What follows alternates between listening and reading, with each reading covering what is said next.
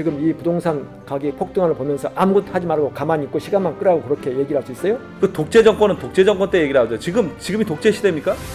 꼭 그렇게 다 가져가야만 속이 후련했냐? 오늘 뭐 갖고 얘기해 볼까요? 여당의 폭주 이거 어때요? 여당의 밀어붙이기. 예, 좋습니다. 뭐 폭주든 밀어붙이기든 하여간 제가 정치부 기자 하면서 이렇게 여당이 일방적으로 국회를 운영한 사례는 못 본 것 같습니다. 저는 많이 봤습니다. 김영삼 전 대통령 개혁 정책을 추진할 때도 사실 밀어붙이기를 많이 했어요. 폭주, 독주, 독선이라는 말이 삼독이 사실 야당의 전매특허처럼 여당 공격에 써먹는 거거든요. 그러니까 지금도 그런 일환이라고 저는 봐요. 사실 여당이 잘했냐? 잘한 건 아닙니다. 그렇지만 이 부동산 3법이니 그리고 임대차 3법이니 부동산 관련법은 사실 여당으로서는 수단과 방법을 가리지 않고 폭등하는 수도권의 아파트값을 막아야 되니까 어떻게라도 하겠다. 그런 고육지책적인 차원이 있는데 미래통합당은 반대를 하지 않습니까? 계속해서. 자, 반대를 했으면 좋은 대안을 내서 심사하는 과정 속에서 새로운 안을 내든가. 심사할 기회를 안 주잖아요. 국회 상임위원회에서 일방적으로 뭐 1시간 만에 심의 토론도 없이 그냥 막 통과시켜 원래 버리는데 상임위원 운영하는 과정 속에서 소위원회가 구성이 되는 거예요. 법안 심사를 그렇죠. 할 때. 소위원회가 있죠. 소위원회에서 한 명만 의원만 반대하면 그 법안은 사실 상임위원을 통과시킬 수가 없는 거거든요. 민주당이 이걸 알고 아예 소위원회를 구성하지 않아 버리는 거예요. 그런 측면에서 독주다, 독성이다. 오케이, 맞는 말이에요. 그러면 지금 이 부동산 가격이 폭등하는 걸 보면서 아무것도 하지 말고 가만히 있고 시간만 끄라고 그렇게 얘기를 할 수 있어요?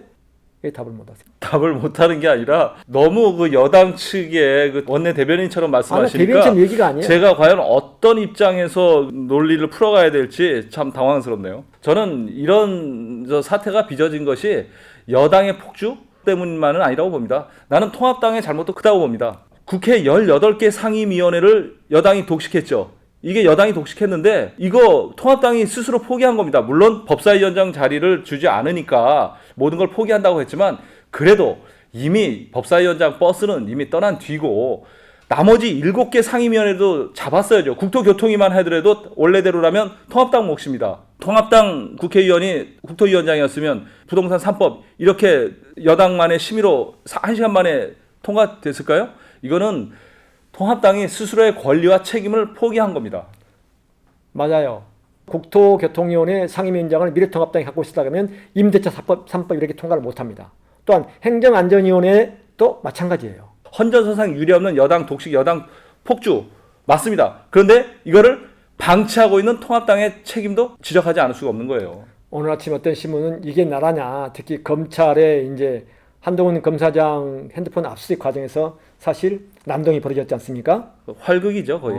그래서 이런 저런 것들을 묶어서 이게 나라냐고 얘기하는데 사실 이게 지금 정상인 나라, 정상인 국회, 정상인 여야 관계의 모습은 아닌 것이 분명하지만 민주당인 입장에서 본다면 오죽 다급했으면 저렇게까지 할까. 그리고 사실 이 사람들은 급합니다. 왜냐하면 180석, 176석의 의석을 가지고 뭔가를 통해서 결실을 지금 보겠다는 거거든요. 다급하다는 이유가 여당의 폭주를 이해해주는, 허락해주는 면죄부가 될 수는 없습니다. 여당도 지금 어떻게 이렇게 중요한 법안들을 야당과 진지한 토론 하나 없이 그냥 막 통과시키냐, 이거는 헌정사상 흑역사로 남을 겁니다. 지금이라도 당장 중단하고 바로 여야 원내대표가 만나서 국회 상임위원회 그 배분 문제 정상적으로 되돌려 놓고 그때부터 시작해야 됩니다. 그러기에는 지금 부동산 상황이 너무 막중하고 이중한 겁니다. 정권이 지금 명운이 걸려 있다고 이 상황을 보는 거예요. 지금 통합당이 국회에서 할 수 있는 게 야유, 집단 퇴장 이거밖에 할 수 있는 게 아무것도 없습니다. 장외투쟁도 못해요. 왜 못하는지 아시죠? 지금 코로나하고 수해 때문에 지금 장외투쟁에 나설 수도 없습니다. 통합당은 아무런 지금 대안이 없는 거예요. 그러면 거대 여당이 손을 내밀어서 국회를 정상적으로 운영할 수 있는 아량을 보이는 게 지금까지 헌정사상 이게 여당의 어떤 그 미덕이었습니다. 이런 걸 완전히 무시한 채 국회의 관행, 절차, 헌정사의 사례들을 완전히 무시한 채 여당이 좀 폭주하고 있습니다. 이거 어떻게 해야 되겠습니까? 그런데 만약에 거꾸로 지금 통합당이 여당이 돼가지고 국회 의석을 많이 가지고 있는 이런 횡포를 저지르면 그때 지금 민주당은 뭐라고 한 거 할까요? 아, 그때는 또 다른 논리를 세우겠죠. 그래서 홍준표 의원이 이런 말을 했어요. 미래통합당을 보면서 YSDJ를 봐라. 81석, 78석 가지고 사실 전두환 노태우 정권의 독재적인 사실 국정 운영을 막았지 않습니까? 네. 그래서 이제 그걸 지금 미래통합당의 지도부를 사실 은근슬쩍 비판하기 위해서 그런 말을 했는데 사실 미래통합당 지부가 지금 어떻게 대처할 방법을 못 찾고 있는 거예요. 왜냐? 지금 프레임 싸움에서 밀리는 거예요. 제가 말씀드렸잖아요. 그 해답을.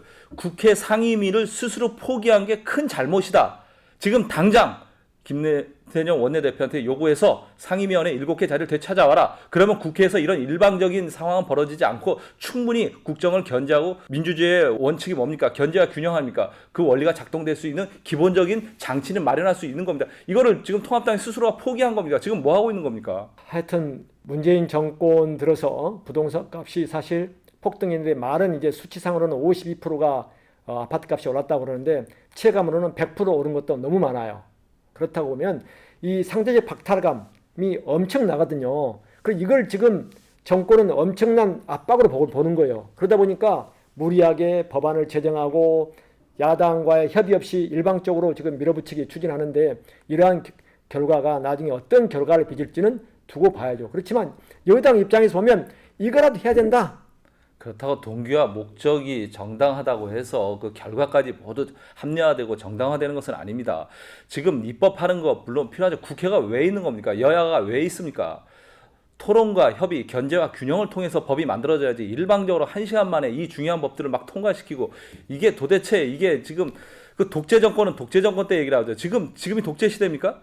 어떻게 이런 식의 그 국회에서 일이 벌어집니까? 저는 진짜 문재인 정부 들어서 이 부동산 투자가 아니라 투기를 일삼는 세력들, 특히 엊그제 국세청이 발표한 것처럼 큰아버지 재산처럼 해가지고 아버지에게 돈 받아서 부동산을 아파트를 10채 이상 산 이 20대들 이런 행태를 보면서 그걸 정부가 가만 놔둬요? 그리고 전셋값이 보니까 1년 전보다 강남, 서초, 송파 그리고 마포 이런 데는 근 30% 40% 올랐어요. 이걸 놔두고 보라고요? 근데 김 기자님은 다른 문제는 별로 흥분을 안 하시는데 부동산 문제만 나오면 유독 그 흥분을 하시는데 자기 집도 있으시고 집 팔았어요. 저 고향에 땅도 있으시고 고향 땅 별로 없어요. 근데 왜 부동산 문제만 나오면 왜 아니, 이렇게 부동산을 목소리를 가지고 높이세요? 돈을 벌겠다고 하는 그 이 대한민국의 이 작태들 그리고 이걸 지금 문제 삼는 거예요. 저는 그래서 부동산 관련해서는 진짜 법이 아니라 사람들에게 양심과 도덕성이 호소할 필요도 있다고 봐요. 자, 그러면 여당이 온갖 비난을 무릅쓰고 임대차 3법을 통과를 시켰는데 예. 이 법이 어떻게 시장의 효력을 발휘할 것으로 보입니까? 어떻게 보세요? 전셋값. 이 집값. 법이 통과될 것이라는 걸 알고 벌써 10% 20% 전세값이 올랐어요. 이미 올랐다고. 이미 올랐어요. 이미 네. 지금 올라 있어요. 네. 그런데 이게 2 플러스 2년 플러스 2년 갱신하잖아요. 좋아. 그러면 4년 동안 안정된다고 봐요. 그럼 4년 이후에는 어떻게 될까? 집주인들이 그때는 또 20-30% 올려서 폭등시킬 소지가 있는 거예요. 4년 동안만이라도 안정된다면 굉장히 효과적인. 전 월세 값이 안정이 될 가능성이 있다. 4년 동안. 근데 그 이유는 모르는 거예요. 만약에 이 법이 통과됐는데도 불구하고 전세 시장이 들썩거리고 안정이 안 되면 이제 노컷과 또 그만하세요. 제가 말하는데 이 법이 통과되는 순간 8월 달부터 이제 작동이 된단 말이에요. 이 법이 예.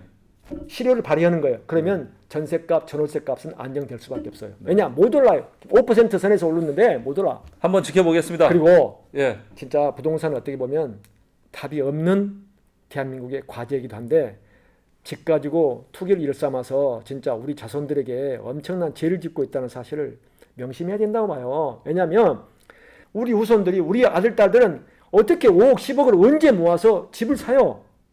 고가주택을 가지고 장난치는 사람들, 부동산 투기를 일삼는 세력들은 나중에 아마 세상 떠날 때 벌 받을 거예요. 노컷과 톡 저희가 마지막으로 내 얘기를 하나 했는데 만약에 어렵게 통과한 임대차 3법이 전세 시장에서 효과를 발휘하지 못한다면 오늘이 마지막 방송이 될지도 모르겠습니다. 다음 주에 또 뵐 수 있기를 기대하면서 노컷과 톡 마치겠습니다. 여러분 고맙습니다.